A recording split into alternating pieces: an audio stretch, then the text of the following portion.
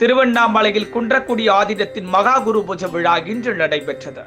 இதில் பொன்னம்பல அடிகளார் கலந்து கொண்டு பக்தர்களுக்கு அருளாசி வழங்கினார்.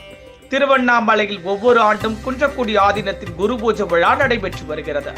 அதன்படி இந்த ஆண்டு குன்றக்குடி ஆதீனம் தெய்வீக சிகாமணி தேசிய பரமாச்சாரிய சுவாமிகளின் 699ஆம் ஆண்டு மகா குரு பூஜை விழா நடைபெற்றது.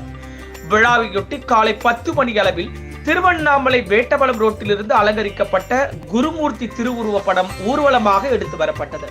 ஊர்வலம் வேட்டவலம் சாலையில் உள்ள குருமூர்த்தி திருக்கோயிலை வந்தடைந்தது. அங்கு சிறப்பு வழிபாடு நடந்தது.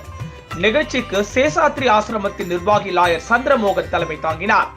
நிகழ்ச்சியில் குன்றக்குடி பொன்னம்பல அடிகளார் கலந்து கொண்டு பக்தர்களுக்கு அருளாசி வழங்கினார்.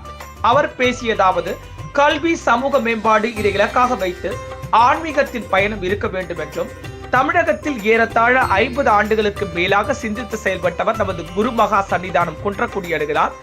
இந்த ஆண்டு அவரது நூற்றாண்டு. சமய நல்லிணக்கம், சமூக நல்லிணக்கம், அதிகார பரவல், கடைக்கோடி மக்களின் வாழ்க்கை ஏற்றம் என்று எல்லா தளங்களிலும் பணி செய்தவர்.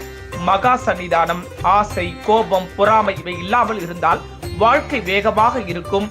அதுதான் மண்ணில் நம்மை நலமாக வைத்திருக்கின்ற வாழ்க்கை. மனித சமூகத்தின் மேம்பாட்டுக்காக சிந்திக்கிற சிந்தனைதான் வாழ்க்கை பலமான பாதைக்கு அழைத்துச் செல்லும். இவ்வாறு அவர் பேசினார். நிகழ்ச்சியில் திரளான பக்தர்கள் கலந்து கொண்டனர்.